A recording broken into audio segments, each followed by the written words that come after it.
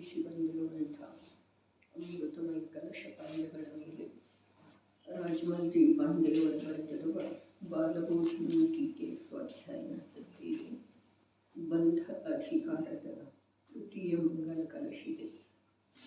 ಲೋಕಧರ್ಮರಸೋಸ್ತು ಜಪತಿ ಸ್ಪಂದಾತ್ಮಕಂ ಕರ್ಮತ ತಾನ್ಯಸ್ಮಿನ್ ಕರಣಾನಿ ಸಂತು ಚಿದಚೇತ್ ವ್ಯಾಪಾದನಂ ಚಾಸ್ತು ತತ್ ರಾಗಾದೀನೋ ಯೋಗಭೂಮಿಮನಯಂ ಜ್ಞಾನಂ ಭವನ್ ಕೇವಲಂ ಬಂಧಂ ನೈವ ಕುತೋಪ್ಯುಪೈತ್ಯಯಮಹೋ ಸಮ್ಯಕ್ ದೃಗಾತ್ಮಾ ಧ್ರುವಂ. ಅಹೋ ಅಯಂ ಸಮ್ಯಕ್ ದೃಗಾತ್ಮಾ ಕುತಃ ಅಪಿ ಧ್ರುವಂ ಏವ ಬಂಧಂ ನ ಉಪೈತಿ. ಎಲೆ ಭವ್ಯ ಜೀವರುಗಳೇ, ಈ ಶುದ್ಧ ಸ್ವರೂಪದ ಅನುಭವ ಸಂಪನ್ನನಾದ ಸಮ್ಯಕ್ ದೃಷ್ಟಿ ಜೀವನ ಭೋಗ ಸಾಮಗ್ರಿಗಳನ್ನು ಭೋಗಿಸುತ್ತಿರುವಾಗ ಅಥವಾ ಭೋಗಿಸದೇ ಇರುವಾಗ ಅವಶ್ಯವಾಗಿ ನಿಶ್ಚಯದಿಂದ ಜ್ಞಾನಾವರಣಾದಿ ಕರ್ಮಗಳ ಬಂಧವನ್ನು ಮಾಡುವುದಿಲ್ಲ. ಜ್ಞಾನಾವರಣಾದಿ ಕರ್ಮಗಳ ಬಂಧವನ್ನು ಮಾಡುವುದಿಲ್ಲ. ಭೋಗಿಸ್ತಾ ಇರುವೆಳೆದೊಳಗ ಮತ್ತು ಭೋಗಿಸದೇ ಇರುವೆಳೆದೊಳಗ ಅನ್ನುವ ಶಬ್ದದ ಪ್ರಯೋಗ ಏನಿದೆ ಅದು ನಿಜವಾಗಿ ಬಹಳ ಮಹತ್ವಪೂರ್ಣ ಇದೆ. ಭೋಗಿಸ್ತಾ ಇರುವೆಳೆದೊಳಗ ಅಂತಂದ್ರೆ ಯಾವ ಸಮ್ಯಕ್ ದೃಷ್ಟಿ ಜೀವ 4 ಗತಿಗಳಲ್ಲಿ ಇದ್ದಾರೆ. ಸ್ವರ್ಗ ನರಕದೊಳಗ ಸುಖ ದುಃಖಗಳನ್ನು ಪರಕೃತ ಉದಯಕೃತ ಅನುಕೂಲ ಪ್ರತಿಕೂಲತೆಗಳನ್ನು ಭೋಗಿಸ್ತಾ ಇರುವೆಳೆದೊಳಗೆ ಬಹಳ ವಿಶೇಷವಾದಂತಹ ಮಾತಿದೆ.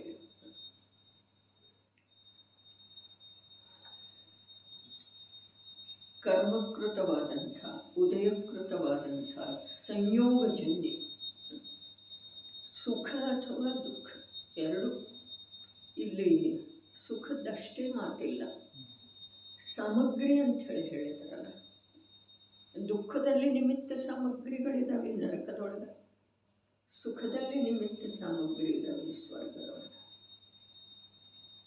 ಆದರೆ ಶುದ್ಧಾತ್ಮನ ಅನುಭೂತಿ ಸಂಪನ್ನ ಯಾವ ಸಮ್ಯಕ್ ದೃಷ್ಟಿ ಜೀವಿದ್ದಾನೆ ಅವನಿಗೆ ಆ ದುಃಖದಲ್ಲಿ ನಿಮಿತ್ತವಿರುವಂತಹ ಸಾಮಗ್ರಿಗಳನ್ನು ಭೋಗಿಸ್ತಾ ಇರುವೆಳೆದೊಳಗೆ ಅಥವಾ ಸುಖದಲ್ಲಿ ನಿಮಿತ್ತವಿರುವಂತಹ ಸಾಮಗ್ರಿಗಳನ್ನು ಭೋಗಿಸ್ತಾ ಇರುವೆಳೆದೊಳಗೆ ಜ್ಞಾನಾವರಣಾದಿ ಕರ್ಮಗಳ ಬಂಧ ಆಗುವುದಿಲ್ಲ.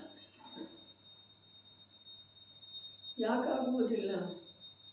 ಅವನ ಜ್ಞಾನ ಸಾಮಗ್ರಿಯನ್ನ ಚೈತನ್ಯ ಸ್ವರೂಪಿ ನಿಜಾತ್ಮನನ್ನ ಸಾಮಗ್ರಿಯ ಸನ್ಮುಖವಿರುವಂಥ ಕ್ಷಣವರ್ತಿ ತನ್ನ ಭಾವವನ್ನು ಯಾವುದರದ ಕ್ಷೇತ್ರ ಮರ್ಯಾದೆ ಎಷ್ಟಿದೆಯೋ ಅಷ್ಟಷ್ಟ ಅದನ್ನು ತಿಳಿತಾನೆ. ಅರೆ, ಈ ತಿಳಿಯುವ ಮಾತೇನಿದೆಯಲ್ಲ, ಈ ತಿಳಿಯುವಿಕೆಯಿಂದ ಜ್ಞಾನಕ್ಕೆ ಆವರಣ ಆಗುವುದಿಲ್ಲ.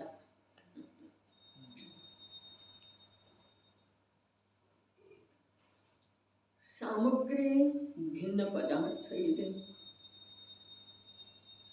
ಜ್ಞಾನಾನಂದ ಸ್ವರೂಪಿ ಅರೂಪಿ ಚಿನ್ಮಾತ್ರ ಆತ್ಮ ಅವನು ಬೇರೆ ಪದಾರ್ಥ ಇದ್ದಾನೆ. ಸಾಮಗ್ರಿಯ ಸನ್ಮುಖ ಅಥವಾ ಪರ ಸನ್ಮುಖ ಯಾವ ತನ್ನದೇ ವೃತ್ತಿ ಇದೆ ಅದ ಜ್ಞಾನಾನಂದ ಸ್ವಭಾವದೊಳಗೆ ಅರೂಪಿ ಚಿನ್ಮಾತ್ರ ಆತ್ಮನೊಳಗೆ ಇಲ್ಲ. ಇದೇ ಈ ಮಾತು ಸತ್ಯ, ಆದರೆ ತನ್ನಲ್ಲೇ ಇಲ್ಲ. ಇದೇ ಈ ಮಾತು ಸತ್ಯ, ಆದರೆ ಅದರ ಕಾರಣದಿಂದ ಇಲ್ಲ. ಯಾವುದರ ಕಾರಣದಿಂದ? ಸಾಮಗ್ರಿಯ ಕಾರಣದಿಂದ ಇಲ್ಲ. ಇದೇ ಆದ್ರೆ ಅದು ತನ್ನ ಸ್ವಭಾವದೊಳಗಿಲ್ಲ. ಸಮ್ಯಕ್ ದೃಷ್ಟಿಯ ನಡೆ ನುಡಿ ಎಲ್ಲವೂ ಬೇರೆ ಇರುತ್ತವೆ. ಅವನ ಜ್ಞಾನದೊಳಗ ಯಾವ ಪದಾರ್ಥ ಹೇಗಿದೆಯೋ ಅದನ್ನೇ ಪಂಚಾಸ್ತಿಕಾಯದೊಳಗೆ ತಿಳಿಸಿಕೊಟ್ರು. ನಮಗೆ ಪಂಚಾಸ್ತಿಕಾಯದ ಆಳವಾದ ಅಧ್ಯಯನ ಎಲ್ಲಿಯವರೆಗೆ ಆಗುವುದಿಲ್ಲ, ಅಲ್ಲಿಯವರೆಗೆ ಸಮಯ ಸಾರದ ಸಾರ ತಿಳಿದು ಬರೋದ ಸಾಧ್ಯ ಇಲ್ಲ ಅಂಥೇಳಿ ಹೇಳಿದ್ರೆ ಅದು ತಪ್ಪಾಗುವುದಿಲ್ಲ. ಏನು ಹೇಳಿದ್ರು? ಜ್ಞಾನದ ಸ್ವಭಾವ ಏನಿದೆ? ಜಡವನ್ನು ಜಡ ತಿಳಿತಿದೆ, ಚೇತನವನ್ನು ಚೇತನ ತಿಳಿತಿದೆ, ದ್ರವ್ಯವನ್ನು ದ್ರವ್ಯ ರೂಪದಿಂದ ತಿಳಿತಿದೆ, ಪರ್ಯಾಯವನ್ನು ಪರ್ಯಾಯ ರೂಪದಿಂದ. ಜ್ಞಾನದ ಸ್ವಭಾವವೇ ಹೀಗಿರುವುದರಿಂದ ಯಾವ ಜೀವದಲ್ಲಿ ಆ ಸ್ವಭಾವಾನುಸಾರ ಜ್ಞಾನದ ಪರಿಣಾಮನ ನಡೆದಿದೆ ಅಲ್ಲ, ಅಲ್ಲಿ ಬಂಧನ ಕಾರಣ ಏನಿದೆ? ಅದಕ್ಕೆ ಹೇಳಿದರು, ಕಾರಣ ವರ್ಗಣ ಬೇಕಾದ್ರೆ ಈ ಥರ ಇರಲಿಲ್ಲ. ಮನವಚನ ಕಾಯ ಯೋಗದ ಪ್ರವೃತ್ತಿ ಇದ್ರೆ ಇರಲಿಲ್ಲ. ಇಂದ್ರಿಯಗಳು ಮತ್ತು ಮನಸ್ಸಿನ ಪ್ರವೃತ್ತಿ ಇದ್ರೆ ಇರಲಿಲ್ಲ. ಅರೆ, ಅನ್ಯ ಜಡಚೇತನಗಳ ಸಂಯೋಗ, ಅವುಗಳ ಪರ್ಯಾಯ ಅಂತರ ಬದಲಾಗುವಿಕೆ ಇದ್ರೆ ಇರಲಿಲ್ಲ. ಇರೋದನ ಅದ, ಯಾವ ಕಾಲಕ್ಕೂ ಇರೋದನ ಅದ. ಚತುರ್ಥ ಕಾಲದ ಜ್ಞಾನಿ ಕೂಡ ವಸ್ತು ಹೇಗಿದೆ ಹಾಗೆ ವಸ್ತುವಿನಿಂದ ಭಿನ್ನ ಇರುವುದನ್ನು, ವಸ್ತು ಪರ್ಯಾಯದಿಂದ ನಿರಪೇಕ್ಷ ಇರುವುದನ್ನು, ಪರ್ಯಾಯ ಅನ್ಯ ವಸ್ತುವಿನಿಂದ ಮತ್ತು ಸ್ವವಸ್ತುವಿನ ಅಪೇಕ್ಷೆ ಇಡದೇ ಇರುವುದನ್ನು ಚತುರ್ಥ ಕಾಲದ ಸಮ್ಯಕ್ ದೃಷ್ಟಿ ಜೀವನು ಹೀಗೆ ತಿಳಿತಿದ್ದ. ಪಂಚಮ ಕಾಲದೊಳಗೂ ಕೂಡ ಯಾವ ಸಮ್ಯಕ್ ದೃಷ್ಟಿ ಜೀವದನೋ ಅವನು ಹೀಗೆ ತಿಳಿತಾನೆ. ನರಕದ ನಾರಕಿ, ಸ್ವರ್ಗದ ದೇವ, ತಿರಿಯಂಚಗತಿಯ ಸಮ್ಯಕ್ ದೃಷ್ಟಿ ಜೀವ ಎಲ್ಲರೂ ಅದು ಹಾಗಿದೆ ಹಾಗೆ. ಹಾಗೆ ಇಲ್ಲವೋ ಹಾಗೆ. ಅದೇ ಒಂದು ವಸ್ತು ಇನ್ನೊಂದು ವಸ್ತುವಿನ ಇಲ್ಲ, ಒಂದು ವಸ್ತುವಿನ ಸಲುವಾಗಿ ಇನ್ನೊಂದು ವಸ್ತು ಇಲ್ಲ, ಒಂದು ವಸ್ತುವಿನ ಕಾರಣದಿಂದ ಇನ್ನೊಂದು ವಸ್ತು ಇಲ್ಲ. ಇದು ವಸ್ತುವಿನ ಮಧ್ಯದೊಳಗಿರುವಂಥ ಪೃಥಕತೆ. ಇನ್ನು ವಸ್ತು ಪರ್ಯಾಯದ ಅನುಸರಣೆ ಮಾಡುವುದಿಲ್ಲ. ಪರ್ಯಾಯ ವಸ್ತುವಿನಿಂದ ನಿರಪೇಕ್ಷ ಸ್ವತಂತ್ರ ಇರ್ತಿದೆ, ಸ್ವವಸ್ತುವಿನಿಂದ ಮತ್ತು ಸಂಯೋಗಿ ವಸ್ತುವಿನಿಂದ. ಈ ಸೂಕ್ಷ್ಮತೆಯನ್ನು ಹೇಗಿದೆಯೋ ಹಾಗೆ ತಿಳಿಯುವಂಥ ಸಾಮರ್ಥ್ಯ ಸಂಜ್ಞೆ ಪಂಚೇಂದ್ರಿಯದ ಜ್ಞಾನಕ್ಕಿದೆ. ಆದರೆ ಈ ಸಂಜ್ಞೆ ಪಂಚೇಂದ್ರಿಯ ಜೀವ ತನ್ನ ಜ್ಞಾನದ ಸಾಮರ್ಥ್ಯವನ್ನು ತನ್ನ ಹಿತದ ಸಲುವಾಗಿ, ತನ್ನ ಸುಖದ ಸಲುವಾಗಿ, ತನ್ನ ನಿರಾಕುಲ ಶಾಂತಿಯ ಸಲುವಾಗಿ ಉಪಯೋಗ ಮಾಡಿಕೊಳ್ತಾ ಇಲ್ಲ. ಅದನ್ನು ಪರದೊಳಗೆ ತೊಡಗಿಸಿ, ಅರೆ ಇದು ನನ್ನ ಕರ್ತವ್ಯ, ಇದು ಅನಿವಾರ್ಯ, ಇದನ್ನು ನಾನೇ ಮಾಡಬೇಕು, ಅರೆ ನನ್ನ ಕಾರ್ಯವನ್ನು ಇವರೇ ಮಾಡಬೇಕು, ಇವರ ಜೊತೆಗೆ ನಾನು ಪ್ರೀತಿಯಿಂದ ಇರಬೇಕು. ಇವೆಲ್ಲ ಏನದವರು?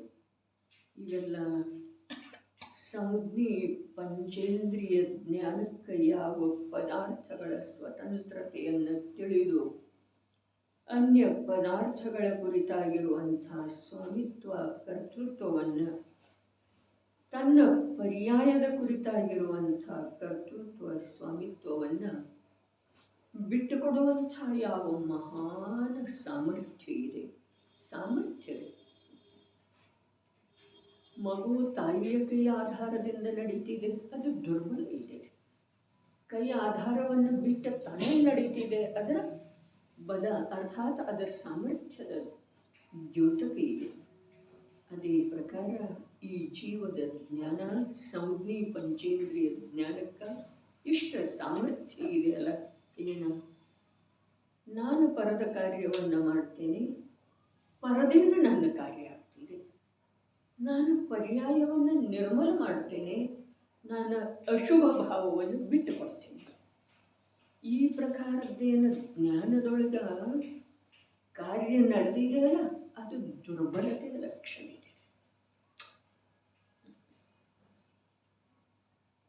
ದುರ್ಬಲತೆಯ ಲಕ್ಷಣ ಇದೆ. ನಾನು ಅನ್ಯದ ಕಾರ್ಯವನ್ನು ಮಾಡುವ ಸಾಧ್ಯತೆ ಇಲ್ಲ. ಇದು ವಿಕಲ್ಪ ಅಲ್ಲ. ಈ ವಿಕಲ್ಪ ಇರುವುದಿಲ್ಲ ಜ್ಞಾನಿಯಲ್ಲೇ. ಅನ್ಯರಿಂದ ನನ್ನ ಕಾರ್ಯ ಆಗ್ತಿದೆ ಅನ್ನೋ ವಿಕಲ್ಪ ಇರುವುದಿಲ್ಲ ಜ್ಞಾನಿಯಲ್ಲೇ. ಜ್ಞಾನಿಯಲ್ಲಿ ಏನಿರ್ತಿದೆ? ಜ್ಞಾನಿಯಲ್ಲಿ ಪರರೂಪದಿಂದ ಜ್ಞಾನ ಇರ್ತಿದೆ, ಸ್ವರೂಪದಿಂದ ಜ್ಞಾನ ಇರ್ತಿದೆ, ಪರ್ಯಾಯ ರೂಪದಿಂದ ಜ್ಞಾನ ಇರ್ತಿದೆ, ದ್ರವ್ಯ ಸ್ವಭಾವ ರೂಪದ ಜ್ಞಾನ ಇರ್ತಿದೆ.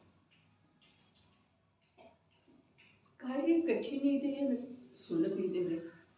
ಅದೇ ಕಥನದ ಅಪೇಕ್ಷಾದಿಂದ ಸುಲಭನ ಅನ್ನಿಸ್ತಿದೆಯಲ್ಲ, ಆದ್ರೆ ಕಾರ್ಯ ಮಹಾನ್ ಕಠಿಣ ಇದೆ.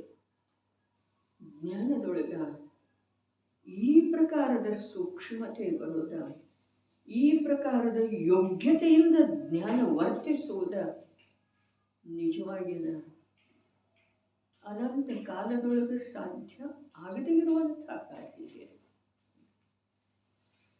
ಇಲ್ಲಿ ಹೇಳ್ತಾ ಇದ್ದಾರೆ, ಶುದ್ಧ ಚೈತನ್ಯ ಸ್ವಭಾವದ ಅನುಭವ ಮಾಡಿರುವಂಥ ಯಾವ ಸಮ್ಯಕ್ ದೃಷ್ಟಿ ಜೀವಿದನೋ ಅವ ಸಾಮಗ್ರಿಗಳನ್ನು ಭೋಗ ಸಾಮಗ್ರಿ ಅಂತಂದ್ರೆ ಅನುಕೂಲ ಅಂಥೇಳಿ ಇಷ್ಟ ತಿಳಿಯೋದಿಲ್ಲ. ಪ್ರತಿಕೂಲತೆಯನ್ನು ಕೂಡ ಭೋಗಿಸೋದೇ ಇದೆ. ಭೋಗ ಸಾಮಗ್ರಿಗಳನ್ನು ಭೋಗಿಸ್ತಾ ಇರೋ ವೇಳೆದೊಳಗೆ ಸಾಗರೋಪಮ ಕಾಲರೇ ನರಕದೊಳಗ ಆ ಸಾಮಗ್ರಿಗಳನ್ನು ಭೋಗಿಸ್ತಾ ಇರೋ ವೇಳೆದೊಳಗ ಅವನಿಗೆ ಜ್ಞಾನಾವರಣೀಯ ಕರ್ಮದ ಬಂಧ. ವಚನೇನೋ ಓದಿಬಿಟ್ಟೇವ್ರಿ, ಆದ್ರೆ ವಿಷಯ ಎಷ್ಟು ತಿಳಿಯುತ್ತದೆ. ಸಾಗರೋಪಮ ಕಾಲದವರೆಗೆ 10,000 ವರ್ಷ ಅಂತೂ ಜಘನ್ಯ ಆಯು ಇದೆ. 33 ಸಾಗರೋಪಮ ಉತ್ಕೃಷ್ಟ ಆಯು ಇದೆ ನರಕ. ಸಮ್ಯಕ್ ದೃಷ್ಟಿ ಜೀವ ಶುದ್ಧ ಚೈತನ್ಯ ಸ್ವಭಾವದ ಅನುಭವ ಮಾಡಿರುವಂತಹ ಜೀವ, ಆ ಶುದ್ಧ ಚೈತನ್ಯ ಸ್ವಭಾವದೊಳಗನ ಉಪಯೋಗ ಏನಿದೆ, ಆ ಉಪಯೋಗ ಆ ಶುದ್ಧ ಚೈತನ್ಯ ಸ್ವಭಾವದೊಳಗನ ನಾನೆನ್ನುವ ರೂಪದಿಂದ ಪರಿಣಮನ ಮಾಡ್ತಾ ಇದೆ, ಕಾರ್ಯ ಮಾಡ್ತಾ ಇದೆ. ಉಪಯೋಗ ಜ್ಞಾನ ಶ್ರದ್ಧೆ, ಅಂದರೆ ಶ್ರದ್ಧೆ ಜ್ಞಾನ ಎರಡಿಲ್ಲದವ್ರೆ. ಉಪಯೋಗ ಮೂಲ ತಿಳಿಸಿಕೊಡುವ ಸಲುವಾಗಿ ದರ್ಶನ ಉಪಯೋಗ, ಜ್ಞಾನ ಉಪಯೋಗ ಅಂತಾರೆ. ಸಮ್ಯಕ್ ಶ್ರದ್ಧೆ ಸಮ್ಯಕ್ ಜ್ಞಾನ ಅಂದರು. ಆದರೆ ನಿಜವಾಗಿ ಉಪಯೋಗದೊಳಗನು ಭೇದಿಲ್ಲ. ಸಮ್ಯಕ್ ಶ್ರದ್ಧೆ ಮತ್ತು ಸಮ್ಯಕ್ ಜ್ಞಾನದೊಳಗೂ ಕೂಡ ಕಾರ್ಯ ಸಾಪೇಕ್ಷ ಭೇದ ಇಲ್ಲ. ಶುದ್ಧ ಸ್ವರೂಪದ ಅನುಭವ ಯಾವ ಮಾಡಿದನೋ, ಯಾವ ಜೀವ ಅನುಭವ ಸಂಪನ್ನ ಯಾವ ಜೀವದನೋ, ಅದೇ ಅನುಭವ ಸಂಪನ್ನ ಅನುಭವ ರೂಪದ ಸಂಪತ್ತು ಯಾವನ ಹತ್ರ ಪ್ರಾಪ್ತಾಗಿ ಬಿಟ್ಟಿದೆಯೋ, ಬಂದು ಬಿಟ್ಟಿದೆಯೋ, ದೊರಕಿ ಬಿಟ್ಟಿದೆಯೋ, ಆ ಜೀವನಿಗೆ ಭೋಗ ಸಾಮಗ್ರಿಗಳನ್ನು ಭೋಗಿಸ್ತಾ ಇರುವ ವೇಳೆದೊಳಗ ಜ್ಞಾನಾವರಣಾದಿ ಕರ್ಮಗಳ ಬಂಧ ಆಗುವುದು. ಕರ್ಮಗಳ ಬಂಧದ ಸಮಯದೊಳಗ ಜ್ಞಾನಾವರಣದ ಮುಖ್ಯತೆ ಇದೆ. ಉದಯದ ಸಮಯದೊಳಗ ಮೋಹನೀಯದ ಮುಖ್ಯತೆ ಇದೆ ಅಂಥೇಳಿ ನಾನು ಮೋಕ್ಷ ಮಾರ್ಗ ಪ್ರಕಾಶಕದ ಅವಲೋಕನೆ ಮಾಡೋದ. ಅಧಿಕ ಜ್ಞಾನ ಬೇಕಾಗಿಲ್ಲ. ಸಮಸ್ತ ಸಂಜ್ಞಿ ಪಂಚೇಂದ್ರಿಯ ಜೀವರುಗಳಲ್ಲಿ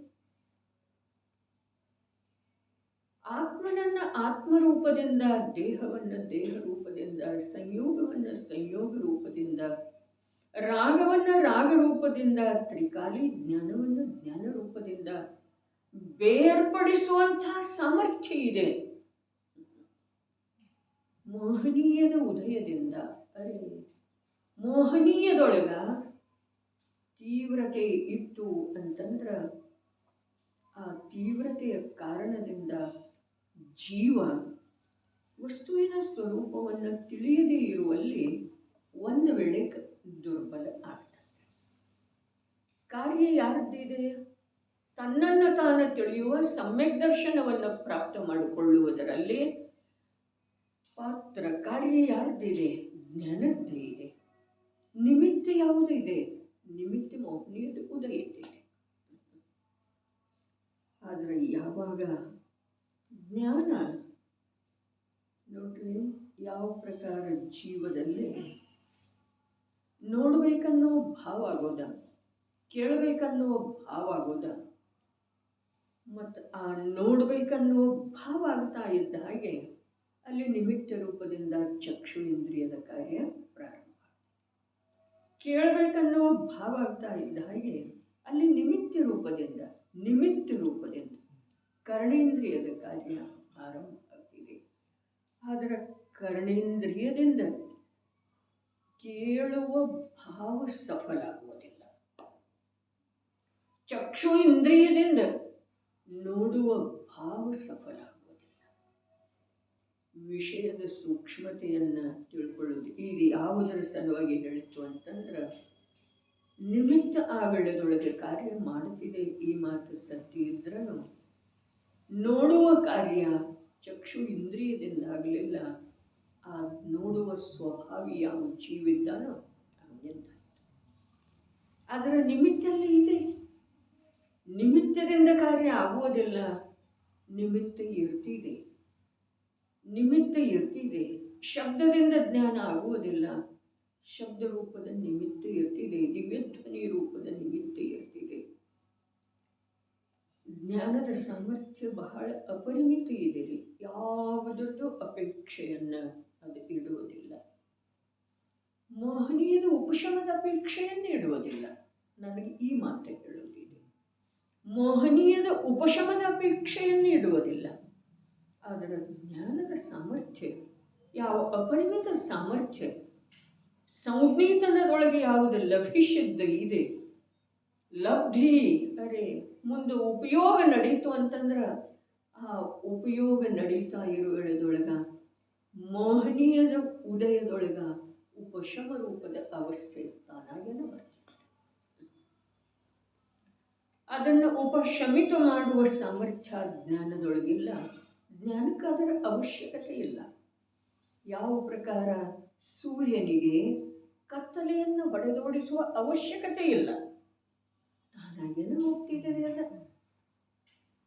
ಅದೇ ಪ್ರಕಾರ ಜ್ಞಾನ ಸೂರ್ಯ ಉದಯ ಆಗ್ತಾ ಇದ್ದ ಹಾಗೆ ಮೋಹರೂಪದ ಅಂಧಕಾರ ಉಳಿಯೋದಿಲ್ಲ. ಜ್ಞಾನ ತಿಳಿಯುವ ಕಾರ್ಯ ಮಾಡಲಿಕ್ಕೆ ಆರಂಭ ಮಾಡಿತು ಅಂತಂದ್ರೆ ಮೋಹನೀಯದ ಉದಯದಿಂದ ಯಾವ ಎಲ್ಲ ವಿಪರೀತತೆ ಶ್ರದ್ಧೆಯೊಳಗೆ ಮತ್ತು ಚಾರಿತ್ರದೊಳಗೆ ಬರ್ತಾ ಇದೆ, ಅದು ತನ್ನಷ್ಟಕ್ಕೆ ತಾನೇ ಉಪಶಮಿಸಲ್ಪಡ್ತಿದೆ. ಇಲ್ಲಿ ಬರೇ ಜ್ಞಾನಾವರಣ ಅಂತ ಹೇಳಿ ಹೇಳ್ತಾ ಇದ್ದಾರೆ.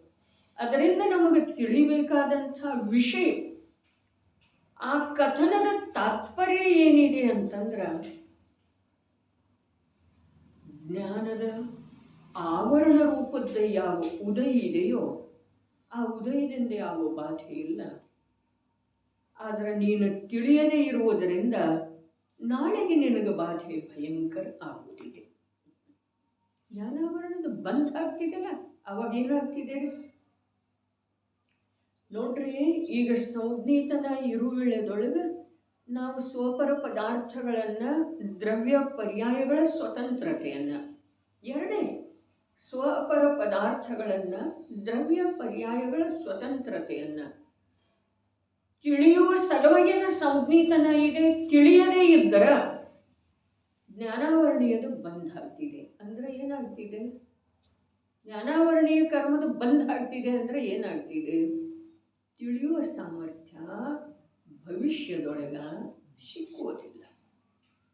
ಸಂಜ್ಞಿತನ ಸಿಕ್ಕುವುದಿಲ್ಲ ಅಷ್ಟನೋ, ಅಥವಾ ಎಷ್ಟು ಸಿಕ್ಕುವುದಿಲ್ಲ, ಎಷ್ಟು ವಿಕಾಸದ ಮೇಲೆ ಆವರಣ ಬರ್ತಿದೆ ಅನ್ನೋದು ಯಾರಿಗೆ ಗೊತ್ತು?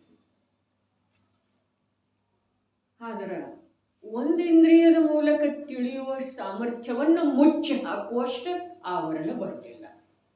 ಏಕೇಂದ್ರಿಯ ಅಂತೂ ಇರ್ತಿದೇನಲ್ಲ.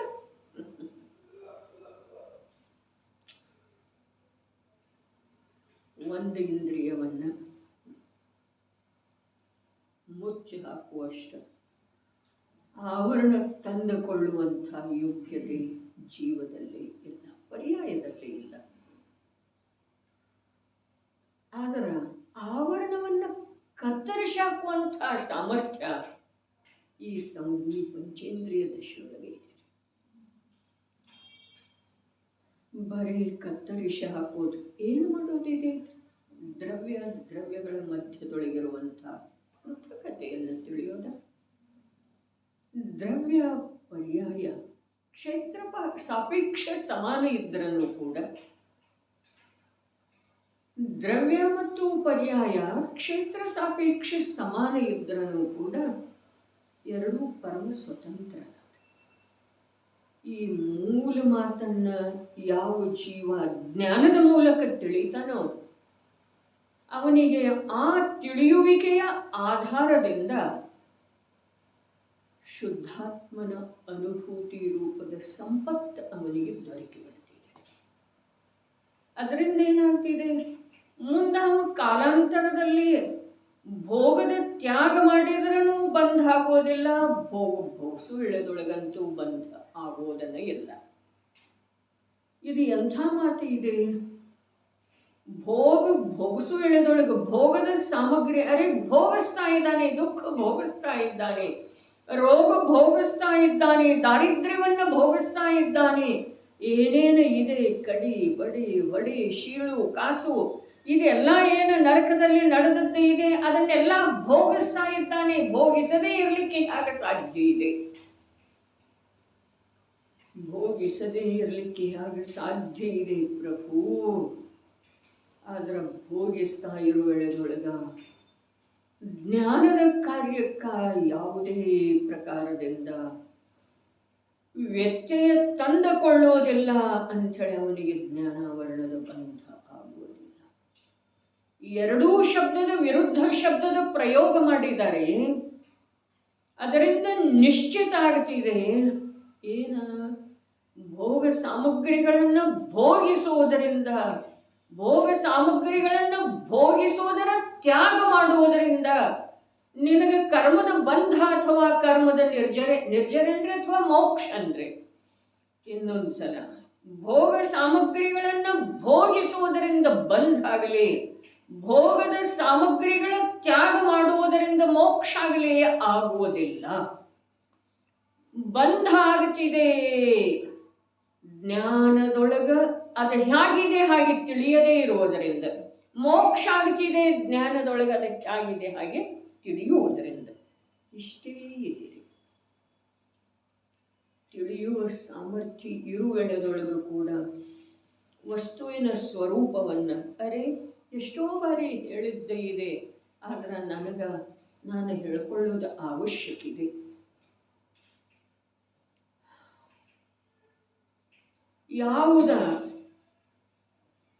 ಯಾವುದನ್ನ ತಿಳಿಯುವುದರಿಂದ ನಮಗ ಭವ ದುಃಖದ ಅನಂತ ಪರಾಧೀನತೆಯಿಂದ ಸರ್ವಥಾ ಅಭಾವ ಆಗೋದಿದೆಯೋ ಅದನ್ನು ತಿಳಿಯುವ ಶಕ್ತಿ ಇದ್ದರನು ಮತ್ತು ಎಲ್ಲ ಪ್ರಕಾರದ ನಿಮಿತ್ತ ಇದ್ದರನು ಕೂಡ ತಿಳಿಯದೇ ಇರುವಂಥ ಅಪರಾಧ ಈ ಲೋಕದೊಳಗೆ ಇನ್ನೊಂದು ಯಾವುದೂ ಇಲ್ಲ. ರಾಧಂದ್ರ ಆತ್ಮನನ್ನು ಬಿಟ್ಟ ಜ್ಞಾನ ಅನ್ಯ ಕ್ಷೇತ್ರದೊಳಗೆ ವಾಸ ಮಾಡೋದಂದ್ರೆ ಅಪರಾಧ. ಇದರಂಥ ದೊಡ್ಡ ಅಪರಾಧ ಇನ್ನೊಂದು ಯಾವುದೂ ಇಲ್ಲ. ಏನ? ತಿಳಿಯುವ ಸಾಮರ್ಥ್ಯ ಇರುವ ವೇಳೆದೊಳಗೆ, ತಿಳಿಯುವಲ್ಲಿ ಎಲ್ಲ ಪ್ರಕಾರದ ನಿಮಿತ್ತಗಳು ಇರುವ ವೇಳೆದೊಳಗೆ, ತಿಳಿಯದೇ ಇರೋದೇನಿದೆ ಇದರಂಥ ದೊಡ್ಡ ಅಪರಾಧ ಇನ್ನೊಂದು ಯಾವುದೂ ಇಲ್ಲ. ಅರೆ, ಇಲ್ಲಿ 2 ಶಬ್ದಗಳನ್ನು ಹೇಳಿದ್ರಲ್ಲ, ಭೋಗಿಸುವುದರಿಂದ ಬಂಧ, ಭೋಗಿಸುವುದರ ತ್ಯಾಗ ಮಾಡೋದರಿಂದ ಮೋಕ್ಷ ಅನ್ನೋದ ಈ ಜೀವದ ಬುದ್ಧಿಯೊಳಗೆ ಇದೆಯೋ ಅಥವಾ ಇಲ್ರಿ? ಭೋಗದ ತ್ಯಾಗ ಮಾಡಬೇಕಾಗೋದು, ಭೋಗದ ತ್ಯಾಗ ಮಾಡಬೇಕಾಗೋದು ಯಾವುದರ ಸಲುವಾಗಿ? ಕರ್ಮಬಂಧನದಿಂದ ಬಿಡುಗಡೆ ಹೊಂದಬೇಕಾದ್ರೆ ಭೋಗದ ತ್ಯಾಗ ಮಾಡಬೇಕಾಗೋದು, ಮನೆಯ ತ್ಯಾಗ ಮಾಡಬೇಕಾಗೋದು, ಆಹಾರದ ತ್ಯಾಗ ಮಾಡಬೇಕಾಗೋದು. ಅರೆ, ನನ್ನವರು ಎನ್ನುವುದರದ ತ್ಯಾಗ ಮಾಡಬೇಕಾಗೋದು ಇಲ್ಲ.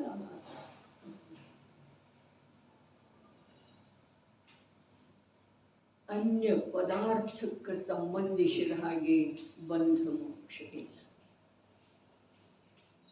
ಕರ್ಮದ ಬಂಧ ಆಗ್ತಿದೆ, ಜ್ಞಾನದ ಸಾಮರ್ಥ್ಯ, ಜ್ಞಾನದ ಕಾರ್ಯ ಮಾಡದೇ ಇರುವುದರಿಂದ ಕರ್ಮದ ಬಂಧ ಆಗ್ತಿದೆ.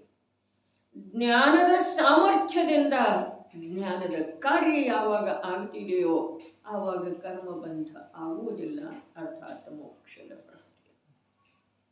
ಬಹಳ ವಿಶೇಷ, ನನಗರೆ ಬಹಳ ತಿಳಿಸ್ತಿದೆ. ಶುದ್ಧ ಸ್ವರೂಪದ ಈ ಶುದ್ಧ ಸ್ವರೂಪದ ಅನುಭವ ಸಂಪನ್ನನಾದ ಸಮ್ಯಕ್ ದೃಷ್ಟಿ ಜೀವನ, ಅನುಭವ ರೂಪದ ಸಂಪತ್ತು. ಯಾರ್ದ ಅನುಭವ? ಶುದ್ಧ ಸ್ವರೂಪದ ಅನುಭವ. ತನ್ನ ಶುದ್ಧ ಸ್ವರೂಪದ ಅನುಭವ ಏನಿದೆ ಅದು ಬಹಳ ದೊಡ್ಡ ಸಂಪತ್ತು ಇದೆ ಗೌರಣ್ಣ.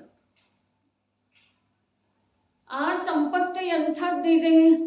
ಆ ಸಂಪತ್ತಿನೊಳಗ ಒಂದು ಪರ್ಯಾಯದ ಕೂಡ, ಯಾವ ಸಂಪತ್ತನ್ನ ಯಾವ ಪರ್ಯಾಯ ಪ್ರಾಪ್ತ ಮಾಡಿಕೊಂಡಿದೆಯಲ್ಲ ಅದನ್ನು ಹೊರತುಪಡಿಸಿ ಇನ್ನೊಂದು ಪರ್ಯಾಯದ ಕೂಡ ಅಧಿಕಾರ ಅದರ ಮೇಲೆ ನಡೆಯುವುದಿಲ್ಲ. ಕರ್ಮ ಆ ಅಧಿಕಾರಕ್ಕೆ ವ್ಯತ್ಯಯ ತರುವುದಿಲ್ಲ. ಕಾಲ ಕ್ಷೇತ್ರ ಸಂಯೋಗ, ಅರೆ ನರಕ ಭೂಮಿ, ಸಪ್ತಮ ನರಕ ಭೂಮಿ. ಅರೆ ನೋಡ್ರಿ, ಅನುಭವ 7ನೇ ನರಕದೊಳಗೆ ಆಗ್ತಿದೆ ಅಂತಂದ್ರ ಸಾಮಾನ್ಯ ಮಾತಿದೆ ಅಂದ್ರೆ ಪುರುಷಾರ್ಥ ಎಂಥದ್ದಿದೆ. ಜೀವದ ದೃಷ್ಟಿಯೊಳಗೆ ಯಾವ ರೀತಿ ಯಥಾರ್ಥತೆ ಬರೋದ, ಅಲ್ಲಿ ಯಥಾರ್ಥತೆ ಬರ್ಲಿಕ್ಕೆ ಒಂದು ಸಮಯ ಕೂಡ ಸಂಯೋಗ ಸಾಪೇಕ್ಷ ಅನುಕೂಲತೆ ಇಲ್ಲ. ನಿರಂತರ ಸಂಯೋಗದ ದೃಷ್ಟಿ ಇರುವಂಥ ಜೀವ ಆ ಸಂಯೋಗ ದೃಷ್ಟಿಯನ್ನ ಬಿಟ್ಟುಕೊಟ್ಟ ಸ್ವಭಾವದ ಸನ್ಮುಖ ಆಗೋದ, ಅಲ್ಲಿ ಯಾವ ಪ್ರಕಾರ ನಿವೃತ್ತಿ ಆಗ್ತಿರ್ಬೇಕ್ರಿ. ಇಲ್ಲಿ ನಾವು ನಿವೃತ್ತಿ ಅಂತ ಹೇಳ್ತೇವಲ್ಲ, ನಿವೃತ್ತಿ ಅಂತಂದ್ರೆ ದೇಹದಿಂದ ಅಲ್ಲ, ನಿವೃತ್ತಿ ಅಂತಂದ್ರೆ ಕ್ಷೇತ್ರದಿಂದ ಅಲ್ಲ. ಅರೆ ನಿವೃತ್ತಿ ಅರ್ಥಾತ್ ಜ್ಞಾನದೊಳಗೆ ಜ್ಞಾನ ಜ್ಞಾನ ಜ್ಞಾನ ಏನು ಮಾಡ್ತಾ ಇದೆ? ಜ್ಞಾನ ಏನು ಮಾಡ್ತಾ ಇದೆ ರೀ?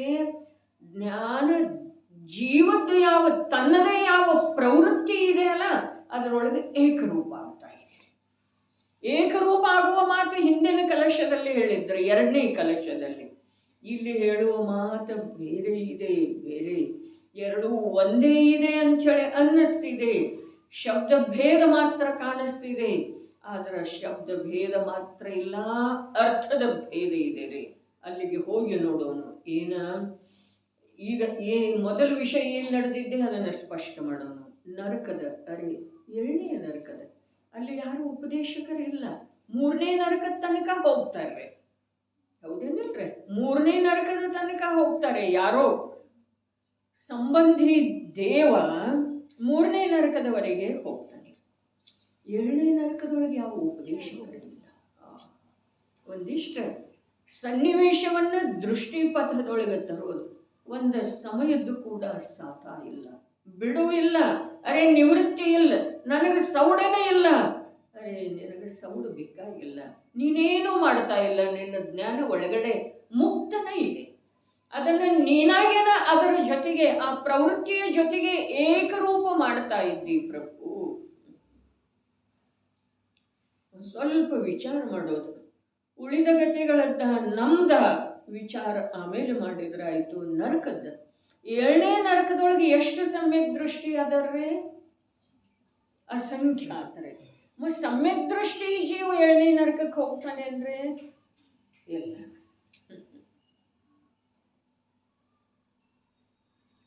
ಸಮ್ಯಕ್ ದರ್ಶನ ಅಲ್ಲಿ ಯಾವ ಪ್ರಕಾರ ಅಂತಿದೆ, ಯಾವ ರೀತಿಯ ಪುರುಷಾರ್ಥದಿಂದ, ಎಲ್ಲಿ ಪುರುಷಾರ್ಥ ಮಾಡುವುದರಿಂದ, ಎಲ್ಲಿ ಪುರುಷಾರ್ಥ ಮಾಡುವುದು. ತಡೆಯಪ್ಪ ತಡೆ, ನಾನೊಂದು ಸ್ವಲ್ಪ ನನ್ನ ಕಾರ್ಯ ಮಾಡ್ಕೊಳ್ತೇನೆ, ದಯವಿಟ್ಟು ಒಂದು ಕ್ಷಣ ನಿಲ್ಲ ಅಂಥೇಳಿ ಅನ್ಯನಾರ್ಕಿಗಳ ಜೊತೆಗೆ ಯಾವುದೇ ಪ್ರಕಾರದ ಹೊಂದಾಣಿಕೆ, ವಿನಂತಿ, ದೈನ್ಯತೆಯನ್ನು ತೋರಿಸ್ಬೇಕಾಗಿಲ್ಲ. ತೋರಿಸೋದಿಲ್ಲ. ತೋರಿಸಿದ್ರೆ ಅಲ್ಲಿ ಆ ಕಾರ್ಯ ಆಗುವುದಿಲ್ಲ. ಯಾವ ಕಾರ್ಯ? ಯಾರು ಅವನ ಮೇಲೆ ದಯೆಯನ್ನ ತೋರಿಸೋ ಸಾಧ್ಯ ಇಲ್ಲ. ಹಾಗಾದ್ರೆ ನಮಗೆ ಇಲ್ಲಿ ಬರದ್ ಯಾಕೆ ಅಪೇಕ್ಷೆ ಇದೆ ರೀ? ಎಲ್ಲ ಅನುಕೂಲ ಇರುವಳದೊಳಗೆ ಇವ್ರ್ಯಾಕೆ ಹೀಗೆ ಮಾಡ್ತಾ ಇದ್ದಾರೆ, ಇದು ಒಂದರಿಂದ ನನಗೆ ತ್ರಾಸಿದೆ ಅಂಥೇಳಿ ಬರೇ ಒಂದಲ್ಲ ಒಂದು ವ್ಯಕ್ತಿ ಅಥವಾ ಸನ್ನಿವೇಶದ ಮೇಲೆ ಯಾಕೆ ನಾವು ಆರೋಪ ಮಾಡ್ತಾ ಇದ್ದೇವೆ? ಅಲ್ಲಿ ನಿರಂತರ ಹತ್ತುನಿಟ್ಟಿನಿಂದ ಇದೆ ಗೌರಣ್ಣವರು. ಹತ್ತುನಿಟ್ಟಿನಿಂದ ಒಂದು ಕ್ಷಣ ಕೂಡ ಇಲ್ಲ. ಭೂಮಿ ಅಂಥದ್ದ, ಹವೆ ಅಂಥದ್ದ, ಹಸಿವೆ ಬಾಯಾರಿಕೆ ಅಂಥದ್ದ, ಶರೀರದ ರೋಗಗಳಂಥವು, ಮತ್ತು ಎದುರಿಗೆ ಪ್ರತ್ಯಕ್ಷ ವಿರೋಧಿ ನಾರಕಿಗಳು.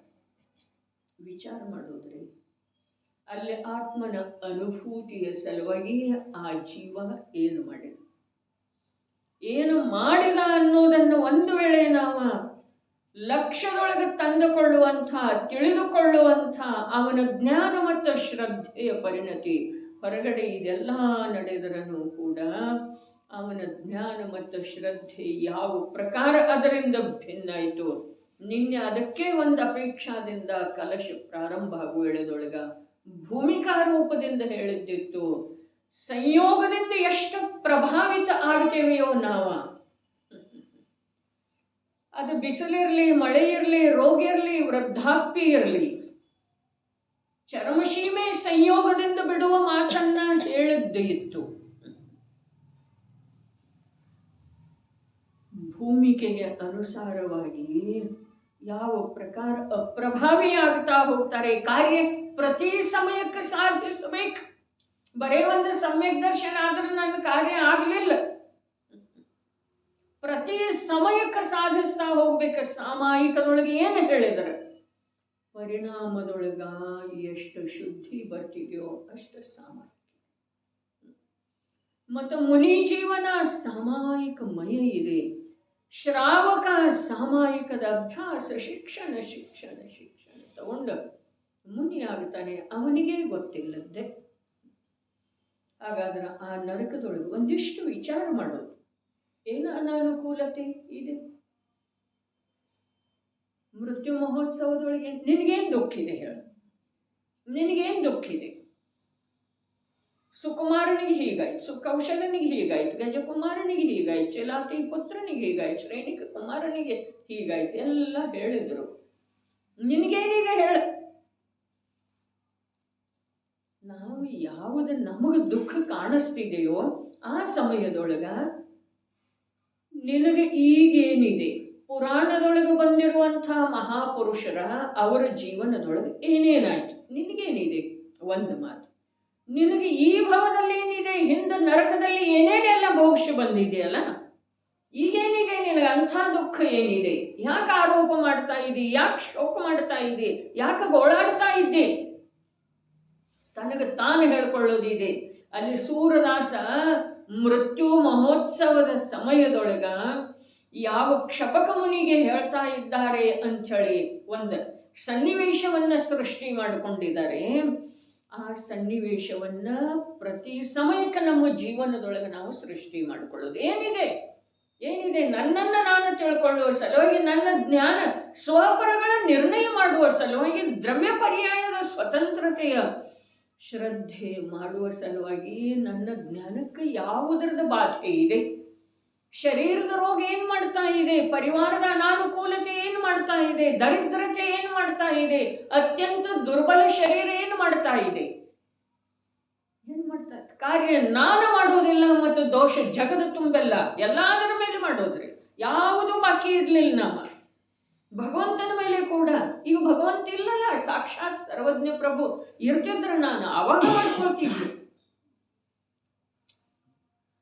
ಸಂವಹನನೇ ಇಲ್ಲಲ್ಲ, ಮನಿ ಬಿಡ್ತಾ ಇಲ್ಲಲ್ಲ. ಅರೆ ಮನಿ ನಿನ್ನೆ ಯಾವಾಗ ಹಿಡ್ಕೊಂಡಿದೆ? ಸಂವಹನನೆ ಯಾರಿಗೇನು ಮಾಡಿತ್ತು? ಸಂವಹನನೆ ಯಾರಿಗೇನು ಮಾಡಿತ್ತರೆ? ಅನುಕೂಲ ಮಾಡಿತ್ತು. ಏನು ಸಂವಹನನೆ ಏನು ಮಾಡ್ತಿದೆ? ಮನೆ ಏನು ಮಾಡ್ತಿದೆ? ನಿರ್ಧನಿಕತೆ ಅಥವಾ ಧನಿಕತೆ ಏನು ಮಾಡ್ತಿದೆ? ಆ ಧನ ಯಾವತ್ತಾದ್ರೂ ಹೇಳಿದೆ ನನ್ನ ರಕ್ಷಣೆ ಮಾಡಲಿ ಅಂಥೇಳಿ? ನಾನು ಇನ್ನೂ ಇದ್ದೇನೆ ಅಂಥೇಳಿ ಯಾವತ್ತಾದರೂ ನಮ್ಮ ಸ್ವಾಮಿತ್ವವನ್ನು ಸ್ವೀಕಾರ ಮಾಡಿದೆ? ಅದ ನಾವಾಗಿ ಒಮ್ಮೆ ಸ್ವಾಮಿತ್ವ ಸ್ವೀಕಾರ ಮಾಡ್ತೇವೆ. ಇಲ್ಲಿ ಭೋಗ ಸಾಮಗ್ರಿಗಳನ್ನ ಭೋಗಿಸೋದು ಮತ್ತು ಬಿಡೋದ್ರೊಳಗೆ ಏನಿದೆ? ಸ್ವಾಮಿತ್ವ ಮತ್ತು ಕರ್ತೃತ್ವನೇ ಇದೆ ರೀ. ಭೋಗಿಸುವುದರೊಳಗನು ಕರ್ತೃತ್ವ ಇದೆ, ಬಿಡುವುದರೊಳಗನು ಕರ್ತೃತ್ವ ಇದೆ. ಭೋಗಿಸುವುದರೊಳಗನು ಸ್ವಾಮಿತ್ವ ಇದೆ, ಬಿಡುವುದರೊಳಗನು ಸ್ವಾಮಿತ್ವ. ಬಿಡ್ಲಿಕ್ಕೆ ನೀನು ಯಾರು? ನಾ ದಾನ ಕೊಡ್ತೇನೆ. ಏನು ಕೊಡ್ತೀಯ? ನಿಂದಿದೆಯನ? ಆ ಧನ ನಿಂದ ಇದೆಯನ? ಯಾರ್ದು ಇದೆ? ಯಾರ್ದು ಇದೆ ರೀ ಧನ? ಯಾರ್ದು ಇದೆ? ಲೋಕದೊಳಗೆ ಧನ ಯಾರ್ದಾಗಿದೆ? ಯಾರ ಹತ್ರ ಶಾಶ್ವತವಾಗಿ ಉಳಿದಿದೆ? ಯಾರ್ದಾಗಿದೆ ಅರ್ಥಾತ್ ಯಾರ ಹತ್ರ ಶಾಶ್ವತವಾಗಿ ಉಳಿದಿದೆ? ಯಾರನ್ನ ನಂಬಿದೆ? ಅದ ಆ ಜಡ ಧನ ಯಾರನ್ನೂ ನಂಬಲಿಲ್ಲ. ಧರ್ಮಾತ್ಮನನ್ನ ನಂಬಲಿಲ್ಲ, ಸಜ್ಜನನನ್ನ ನಂಬಲಿಲ್ಲ, ವ್ಯಸನಿಯನ್ನ ನಂಬಲಿಲ್ಲ, ಶಕ್ತಿ ಬಲಶಾಲಿಯನ್ನ ನಂಬಲಿಲ್ಲ. ಅಂದಮೇಲೆ ನಿನ್ನನ್ನು ನಂಬುತ್ತಿದೆ.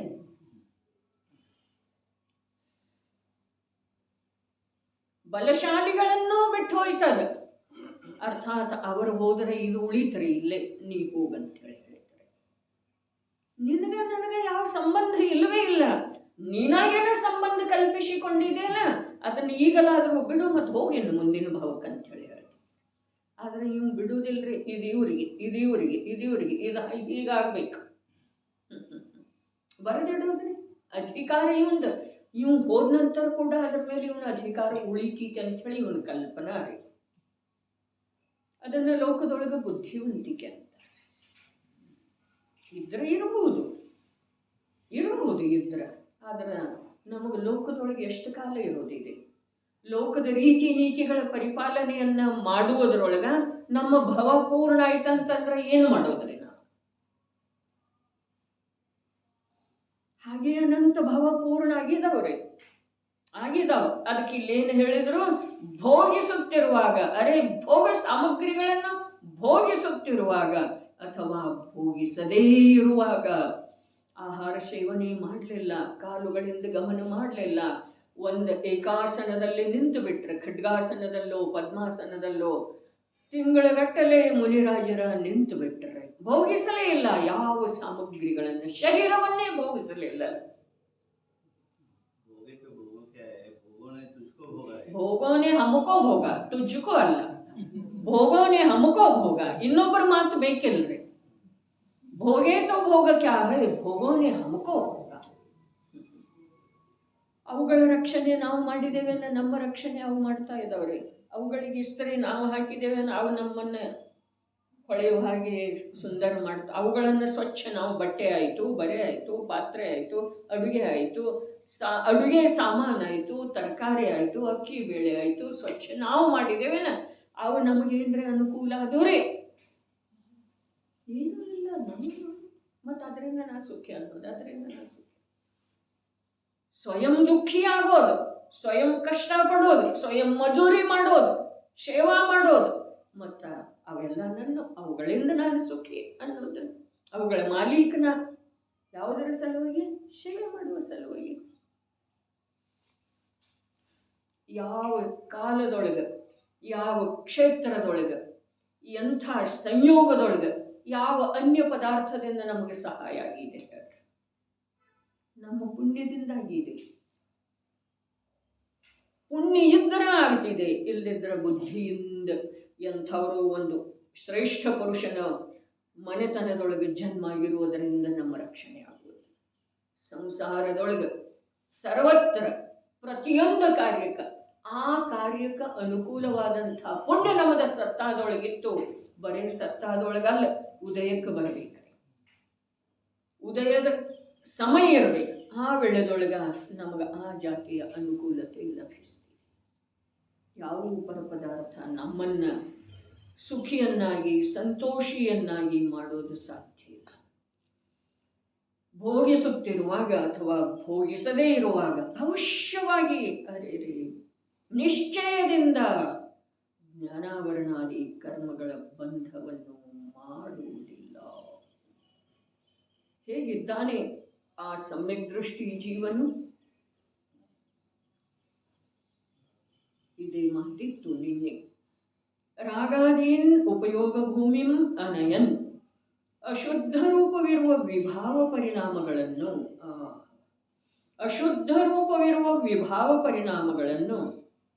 ಚೇತನ ಮಾತ್ರ ಗುಣದ ಕುರಿತು ಪರಿಣಮಿಸಿಕೊಳ್ಳದೆ.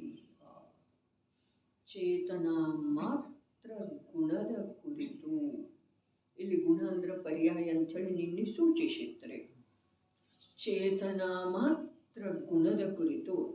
ಜೀವದ ಪರಿಣಮನ ಹೇಗಿದೆ? ಜೀವದ ಪರಿಣಮನ ಹೇಗಿದೆ? ಒಂದು ಚೇತನ.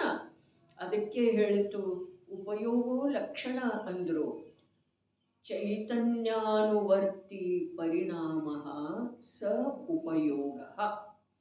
ಚೈತನ್ಯದ ಅನುಸಾರವಾಗಿ ಯಾವ ಪರಿಣಮನ ಆಗ್ತಿದೆಯೋ ಅಥವಾ ಪರಿಣಾಮ ಆಗ್ತಿದೆಯೋ ಅದನ್ನು ಉಪಯೋಗ ಅಂತೇಳಿ ಹೇಳ್ತಾರೆ. ಹಾಗಾದ್ರೆ ಯಾವ ರಾಗಾದಿ ಏನು ಹೇಳಿದ್ರು, ಅಶುದ್ಧ ರೂಪವಿರುವ ವಿಭಾವ ಪರಿಣಾಮಗಳನ್ನು ಚೇತನ ಮಾತ್ರ ಗುಣದ ಕುರಿತು ಪರಿಣಮಿಸಿಕೊಳ್ಳದೆ. ಚೇತನ ಮಾತ್ರ ಗುಣದ ಕುರಿತು ಪರಿಣಮಿಸಿಕೊಳ್ಳದೆ. ಹಿಂದಿನ ಶ್ಲೋಕದೊಳಗೆ ಏನು ಹೇಳಿದರು ತೆಗಿರುವಂಥದ್ದು. ಅಶುದ್ಧ ರಾಗದ್ವೇಷ ಮೋಹ ರೂಪದ 4ನೇ ಲೈನ್ ಪ್ರಾರಂಭದ. ರಾಗದ್ವೇಷ ಮೋಹ ರೂಪದ ಅಶುದ್ಧ ಪರಿಣಾಮಗಳ ಜೊತೆ ಐಕ್ಯತೆಯ ರೂಪದಿಂದ ಪರಿಣಮಿಸುತ್ತದೆ. ಯಾವುದ? ಚೇತನ ಗುಣರೂಪದ ಮೂಲ ವಸ್ತು ಏನು ಮಾಡ್ತಿದೆ? ಅಶುದ್ಧ ಪರಿಣಾಮಗಳ ಜೊತೆ ಐಕ್ಯತೆಯ ರೂಪದಿಂದ ಪರಿಣಮಿಸುತ್ತದೆ. ಯಾವುದ? ಮೂಲ ವಸ್ತು. ಎಂಥದ್ದಿದೆ? ಅದ ಚೇತನಾ ರೂಪ ಇದೆ. ಇಲ್ಲೇನು ಹೇಳ್ತಾ ಇದ್ದಾರೆ?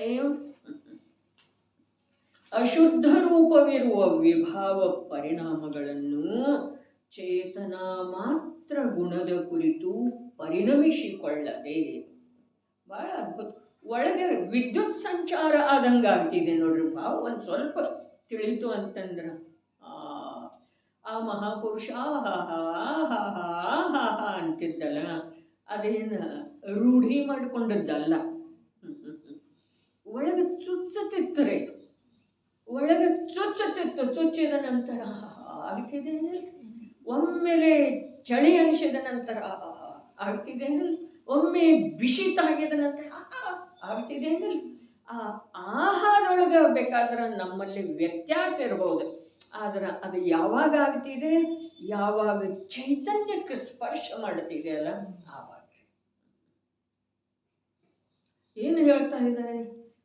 ಅಶುದ್ಧ ರೂಪವಿರುವ ವಿಭಾವ ಪರಿಣಾಮಗಳನ್ನು ಚೇತನಾ ಮಾತ್ರ ಗುಣದ ಕುರಿತು ಪರಿಣಮಿಸಿಕೊಳ್ಳದೆ. ಉಪಯೋಗ ಭೂಮಿ ಅಂತಾರೆ. ಉಪಯೋಗ ಅನ್ಬೇಕು ಅಥವಾ ಉಪಯೋಗ ಭೂಮಿ ಚೇತನಾ ಮಾತ್ರ ಗುಣ ಪ್ರತಿ ದರ್ಶನೋಪಯೋಗ ಅನ್ಬೇಕು. ಭೇದ ಇಲ್ಲಲ್ಲ, ದರ್ಶನೋಪಯೋಗ ಜ್ಞಾನೋಪಯೋಗ ಭೇದ ಇಲ್ಲಲ್ಲ. ಇಲ್ಲಿ ಉಪಯೋಗ ಅದು ನೋಡ್ರಿ, ಭೇದ ತಿಳಿಯೋ ಸಲುವಾಗಿ ಹೇಳಿದ್ದಾರೆ ಅಂತ ಹೇಳಿ ಉಪಯೋಗ ಲಕ್ಷಣಂ ಸೂತ್ರ ಹೇಳಿದೆ. ಉಪಯೋಗೋ ಲಕ್ಷಣಂ ಹೇಳಿದ ನಂತರ ಉಪಯೋಗೋ ಲಕ್ಷಣಂ ಜೀವದ ಲಕ್ಷಣ ಏನಿದೆ? ಉಪಯೋಗ ಇದೆ. ಇನ್ನು ಆ ಉಪಯೋಗದೊಳಗೆ 2 ವಿಧ ನಂತರ ಮಾಡಿದ್ದಾರೆ. ದರ್ಶನೋಪಯೋಗ, ಜ್ಞಾನೋಪಯೋಗ. ಮತ್ತು ಅದರೊಳಗೆ 12 ಭೇದ ಮಾಡಿದ್ದಾರೆ. ದರ್ಶನೋಪಯೋಗ 4, ಜ್ಞಾನೋಪಯೋಗ 8 ಅಂತೇಳಿ. ಅದು ಯಾವುದ ಅಂಥೇಳಿ ಏನು ಹೇಳೋದು? ಬಸ್ ಉಪಯೋಗ. ಈಗ ಇದು ಮ್ಯಾಲಿಂದ ತಗೊಂಡಿದ್ದೈತೆ. ಈ ಸಾಮಗ್ರಿ ಕ್ಯೂ ಭೋಗ್ತೆ ಹುಯಿ ಅಥವಾ ನಾ ಭೋಗ್ತೆ ಹುಯಿ ಇದು ಎರಡೂ ಅನ್ನೋದು ದರ್ಶನೋಪಯೋಗ ಮತ್ತು ಜ್ಞಾನೋಪಯೋಗ. ಹೌದು, ಎರಡೂ ಇರಲ್ಲ. ಇಲ್ಲಿ ಉಪಯೋಗದ ಭೇದ ಇಲ್ಲ. ನಾವು ಉಪಯೋಗ ತಿಳ್ಕೊಳ್ಳೋ ಸಲುವಾಗಿ ಭೇದ ಮಾಡಿದ್ದಾರೆ. ಅಲ್ಲೇ ಅವನು ಉಪಯೋಗ ಮಯಾಗಿದನ್ರಿ. ಸಮ್ಯಕ್ ದೃಷ್ಟಿ ಜೀವ ಉಪಯೋಗ ಮಯಾಗಿದನ್ರಿ. ಉಪಯೋಗದೊಳಗೆ ಭೇದ ಯಾವಾಗ? ಆ ಉಪಯೋಗವನ್ನು ತಿಳ್ಕೊಳ್ಳುವ ಸಲುವಾಗಿ ಅವ ಮೊದಲು ತಿಳ್ಕೊಂಡಿದ್ದಾನೆ. ಅದೆಲ್ಲ ಭೂಮಿಕೆಯನ್ನ ದಾಂಟ್ಯ ಮೇಲೆ ಹೋಗಿದನ್ರಿ. ಉಪಯೋಗ ಅರ್ಥಾತ್ ಚೈತನ್ಯದ ಅನುಸಾರ ಪರಿಣಮನ ನಮ್ಮಲ್ಲೇ ಜ್ಞಾನೋಪಯೋಗಿ ಇದೆ, ದರ್ಶನೋಪಯೋಗಿ ಇದೆ ಹೇಳ್ರಿ. ಜೀವದಲ್ಲೇ, ನಮ್ಮಲ್ಲೇ, ನಿಮ್ಮಲ್ಲೇ ನೀವು ಹೇಳ್ರಿ. ನಮ್ಮಲ್ಲೇ ನಾವು ನೋಡೋದು ಪ್ರತಿಯೊಬ್ಬರು ದರ್ಶನೋಪಯೋಗಿ ಇದೆ, ಜ್ಞಾನೋಪಯೋಗಿ ಇದೆ, ಚೈತನ್ಯ ರೂಪದ ಪರಿಣಮನ ಇದೆ ಅಲ್ಲ. ಅದರಲ್ಲಿ ಭೇದ ಯಾತಕ್ಕೆ ಮಾಡೋದ್ರೆ?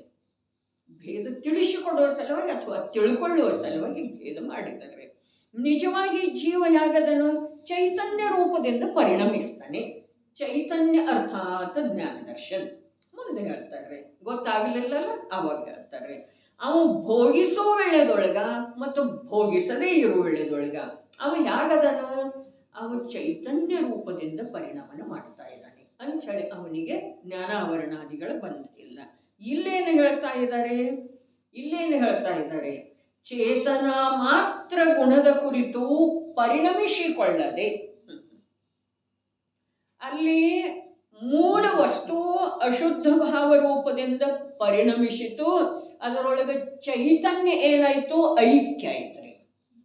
ಹೌದೇನಿಲ್ರಿ? ಹಿಂದಿನ ಕಲಶದೊಳಗ ಏನ ಮೂಲ ವಸ್ತು ಅಶುದ್ಧ ಭಾವ ರೂಪದಿಂದ ಪರಿಣಮಿಸುವುದರಿಂದ ಅದರ ಜೊತೆಗೆ ಏಕ ಯಾವುದಾಯ್ತು?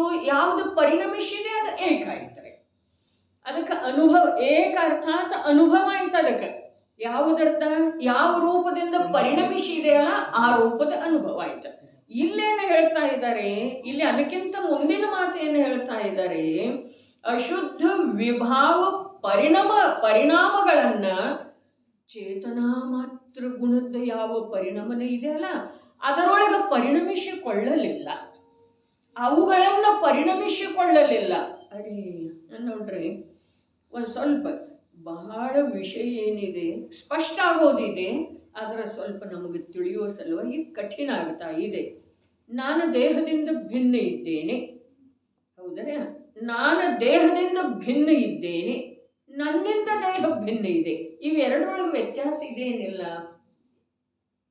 ವಚನ ಮಾತ್ರ ಏನು ಅರ್ಥ ರೇ? ನಾನು ದೇಹದಿಂದ ಭಿನ್ನ ಇದ್ದೇನೆ, ನನ್ನಿಂದ ದೇಹ ಭಿನ್ನ ಇದೆ. ನಾನು ದೇಹದಿಂದ ಭಿನ್ನ ಇದ್ದೇನೆ, ನಾನು ದೇಹದಿಂದ ಭಿನ್ನ ಇದ್ದೇನೆ ಅನ್ನುವುದರೊಳಗ ದೃಷ್ಟಿ ತನ್ನ ಮೇಲಿದೆ. ಉಪಯೋಗ ಸಂಪೂರ್ಣ ರೂಪದಿಂದ ತನ್ನನ್ನು ಗ್ರಹಣ ಮಾಡ್ತಾ ಇದೆ. ನಾನು ದೇಹದಿಂದ ಭಿನ್ನ ಇದ್ದೇನೆ, ಅರೆ ದೇಹ ನನ್ನಿಂದ ಭಿನ್ನ ಇದೆ ಅನ್ನೋ ಹೇಳದೊಳಗ ಉಪಯೋಗದ ಭೂಮಿಕೆಯೊಳಗ ದೇಹ ಬರ್ತಾ ಇದೆ, ದೇಹ ತಿಳಿದು ಬರ್ತಾ ಇದೆ. ಆವಾಗ ದೇಹದ ಮುಖ್ಯತೆಯಿಂದ ದೇಹ ನನ್ನಿಂದ ಭಿನ್ನ ಇದೆ, ಇದು ಯಾವುದು ತಿಳಿದು ಬರ್ತಾ ಇದೆಯಲ್ಲ ಇದು ನನ್ನಿಂದ ಭಿನ್ನ ಇದೆ. ಅದರ ಸಲುವಾಗಿ ನೀನು ಹೇಳಿದ್ದಿತ್ತು ಇದು ಅಚೇತನಂ, ಇದು ಅಚೇತನ ಇದೆ, ಜಡ ಇದೆ ಅಂತ ಹೇಳಿ ಯಾವುದು ತಿಳಿತಿದೆಯಲ್ಲ ಅದು ಚೇತನ. ನಿಜವಾಗಿ ಬಹಳ ದೊಡ್ಡ ಆನಂದದ ಒಂದು ಆ ವಾಕ್ಯ ನಿನ್ನೆ ಪ್ರಕಟ ಆದದ್ದು ಇರ್ತಾರೆ. ಅದೇ ಪ್ರಕಾರ ದೇಹ ನನ್ನಿಂದ ಭಿನ್ನ ಇದೆ, ನಾನು ದೇಹದಿಂದ ಭಿನ್ನ ಇದ್ದೇನೆ, ಇದು ಭೇದ ಜ್ಞಾನಕ್ಕೆ ಅನುಕೂಲ ಇದೆ. ದೇಹ ನನ್ನಿಂದ ಭಿನ್ನ ಇದೆ ಅನ್ನೋದ ಇದು ಆ ಭೇದ ಜ್ಞಾನದ ಸಾಧನೆಗೆ ಅನುಕೂಲ ಇದೆ.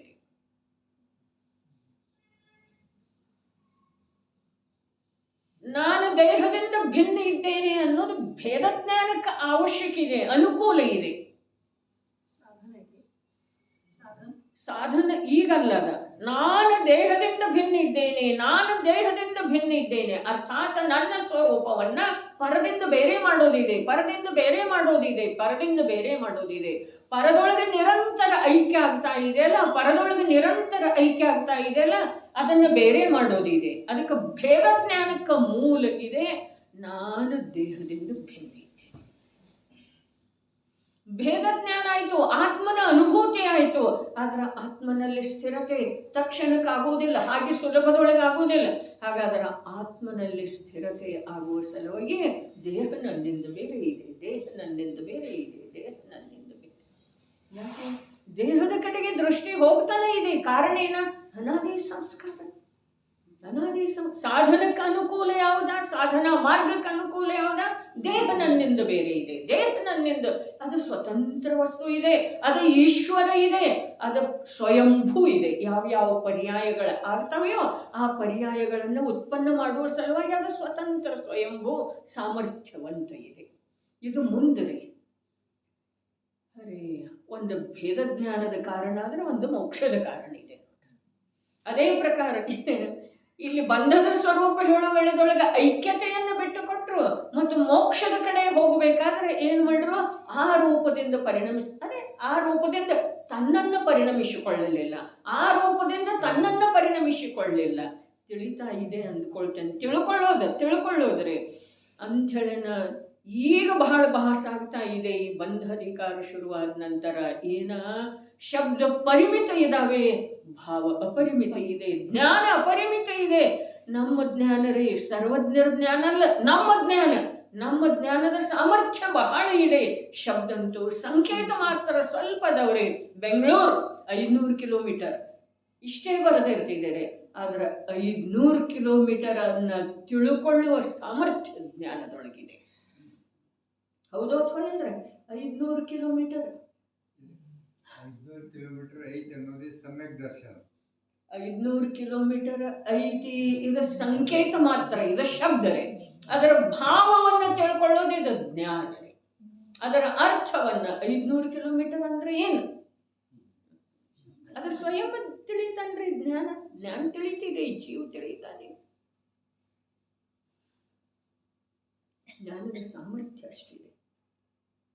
500 ಕಿಲೋಮೀಟರ್ ತಿಳಿದರೆ ಇಲ್ಲಿ ನಮಗೆ ಇನ್ನೊಂದು ವಿಷಯ ತಿಳ್ಕೊಳ್ಳಿಕ್ಕೆ ಅನುಕೂಲ ನೋಡ್ರಿ. ಪತ್ತೇಗಂ ಸಮುದಾಯ ಬಹಳ ಅದ್ಭುತ ರೀ. ಆಗ್ತಾ ಇಲ್ರಿ ಖರೆ ಅನ್ನೋಂಗ ಅನ್ನಿಸ್ತಿದೆ ರೀ, ಅನ್ನೋಂಗ ಅನ್ನಿಸ್ತದೆ. ಭಾಗ್ಯ ಬೇಕಾ ಅದನ್ನು ನಾಲಿಗೆ ಮೇಲೆ ತಂದುಕೊಳ್ಳಬೇಕಾದ್ರೂ ಕೂಡ ಯಾವ ಶ್ರೀಮಂಧರ ಸ್ವಾಮಿಯ ಸಮವಸರಣದಲ್ಲಿ 8 ದಿವಸಗಳವರೆಗೆ ಇದ್ದುಕೊಂಡು ಮರಳಿ ಭರತ ಕ್ಷೇತ್ರಕ್ಕೆ ಬಂದ ಯಾವುದರ ರಚನೆ ಮಾಡಿದರೋ ಆ ಶಬ್ದವನ್ನು ಕೂಡ ಉಪಯೋಗದ ಭೂಮಿಕೆಯೊಳಗೆ ತಂದುಕೊಳ್ಳುವುದು, ನಾಲಿಗೆಯಿಂದ ಉಚ್ಚರಿಸೋದು ಮಹಾನ್ ಭಾಗ್ಯದ. ಪ್ರತ್ಯೇಕವಾಗಿ ಮನುಷ್ಯ ಕ್ಷೇತ್ರದಲ್ಲಿರುವ ಅರ್ಹಂತರಿಗೆ, ಸಿದ್ಧರಿಗೆ, ಗಣಧರರಿಗೆ, ಆಚಾರ್ಯರಿಗೆ, ಉಪಾಧ್ಯಾಯರಿಗೆ, ಸಾಧುಗಳಿಗೆ 5 ಗಾಥೆಯೊಳಗೆ ಏನು ಹೇಳಿದ್ರು?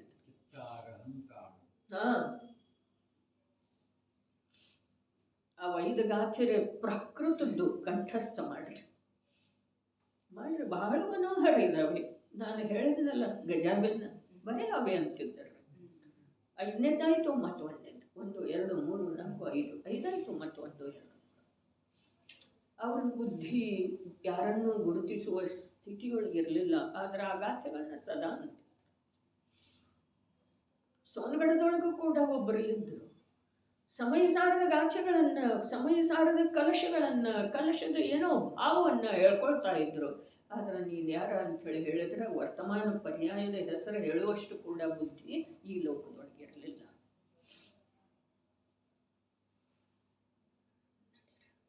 ಮತ್ತು ಪುನಃ ಇದು ನಾಳಿಗೆ ಇನ್ನಷ್ಟು ಸ್ಪಷ್ಟ ಆಗಬಹುದು. ಉಪಯೋಗ ಮತ್ತು ಜ್ಞಾನೋಪಯೋಗ